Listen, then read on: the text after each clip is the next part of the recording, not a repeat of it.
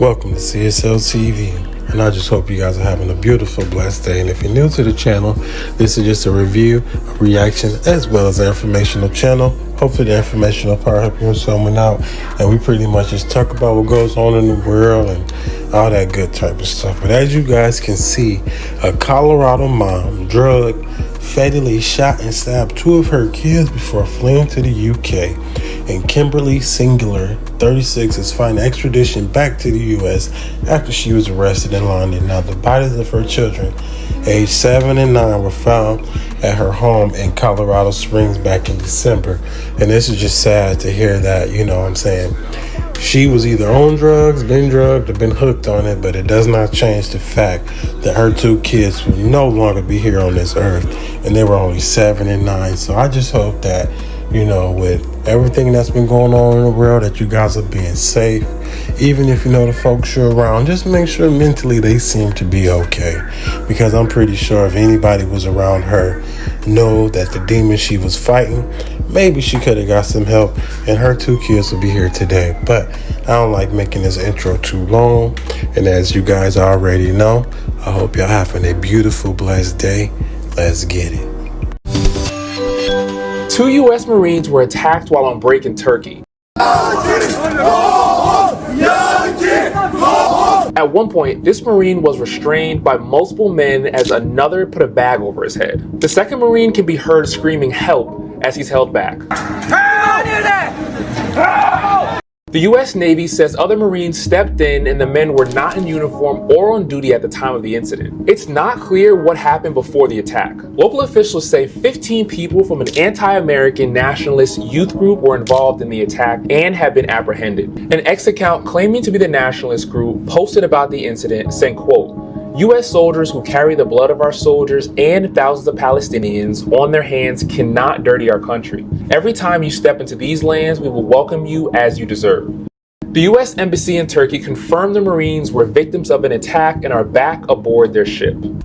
Man, that is just sad to hear that these Marine soldiers, the one that's going around, you know, making sure everything is good, have been attacked the way they've been attacked. And, you know, I understand that the world is going through some very dark times right now, but I don't understand why they don't like Americans. And you know, if this was somebody with my skin pigmentation, it would have probably been a racial thing that's thrown out there. But since it's not, and it's somebody who the same skin pigmentation as the ones that's doing this nonsense, we can easily see that, you know, from what we heard, they don't like Americans. And that's just sad because we are all in this world together. We are all breathing the same oxygen. And I'm pretty sure we all praising to the one most high when it comes to, you know, spiritual beliefs, and that nobody is higher than God. So I just feel that, you know, maybe things will get better one day. I mean, but all this sadness, destruction, demonic, devilish things that's going on with the wars and the attacks and people treating each other the way they treat. I mean, you never know how this might turn out. You never know how this might end. I just hope that everybody can just learn to get back to reality, knowing that we all in this together. And the only way to fight this stupidness we're going through is we got to start believing we got to start believing in the good, start believing things is going to be better. And then once we start believing, we have to start living that way and practicing the things that we want good to happen. Today we're gonna help some people. When this social media influencer snapped a selfie with friends last Monday, he didn't know it would be the last picture he ever took. That's because 18-year-old Meadow Al-Halami, who has hundreds of thousands of followers across TikTok and Instagram, wasn't your average influencer. He was a Palestinian from Gaza who was documenting his life in the middle of what some call a genocide.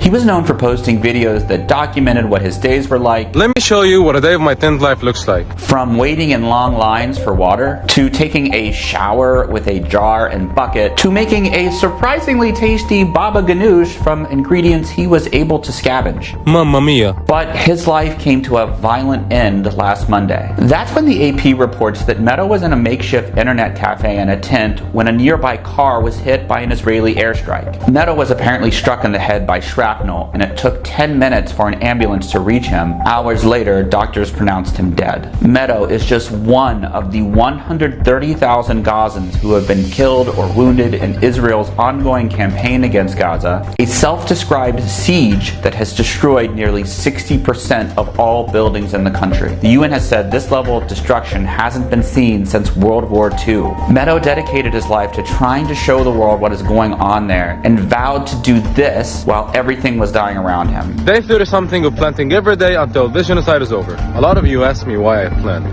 Planting for me is a form of resistance. I bring life to Earth. They're taking away life, but I'm bringing it to Earth. Man, that is so crazy. But my condolences goes out to them people overseas. Definitely this TikTok guy. Just because, man, the world going through it, and the world is getting crazy, scary, all that stuff. Innocent people over there is losing their lives, and when I say innocent, not just babies, but women, men,